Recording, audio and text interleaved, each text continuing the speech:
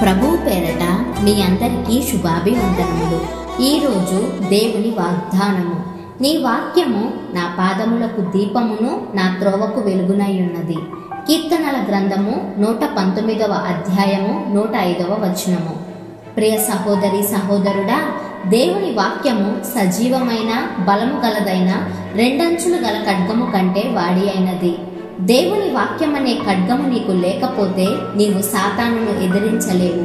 వాక్యమును ఎక్కువగా మనం చదవకపోతే మన విశ్వాసమును కాపాడుకోలేము, సత్యములో నిలిచి ఉండలేము. నీ ఎదుట నేను పాపము చేయకుండునట్లు నా హృదయములో నీ వాక్యము ఉంచుకొని ఉన్నాను అని దావీదు కీర్తనాకారుడు అంటున్నాడు. ఈ రోజుల్లో చాలా మంది అతి సులువుగా పాపంలో పడిపోతున్నారు. ఎందుకంటే దేవుని వాక్యమును వారి హృదయములలో ఉంచుకోకపోవడమే దీనికి ప్రధాన కారణం. దేవుని వాక్యము మన శత్రువులను మించిన జ్ఞానమును మనకు తెలియజేస్తుంది.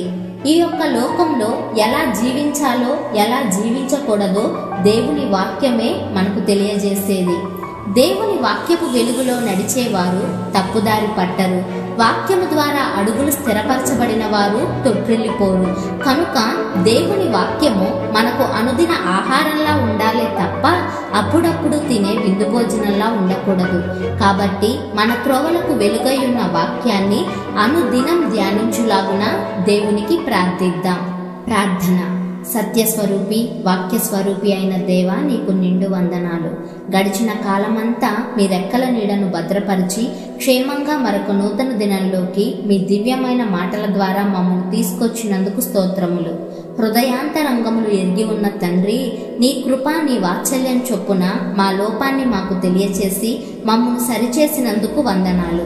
ఇక నుండైనా ఎక్కడ వాక్యం చదవడం నిర్లక్ష్యం చెయ్యకుండా అనుదినం ధ్యానించి వాక్యానుసారంగా జీవించే శక్తిని మా అందరికీ దయచేయమని యేసు నామములో ఈ ప్రార్థన అడిగి వేడుకొనుచున్నాము తండ్రి. ఆమేన్. మీకేమైనా ప్రార్థన అవసరతలు ఉన్నట్లయితే దయచేసి కామెంట్ చేయండి.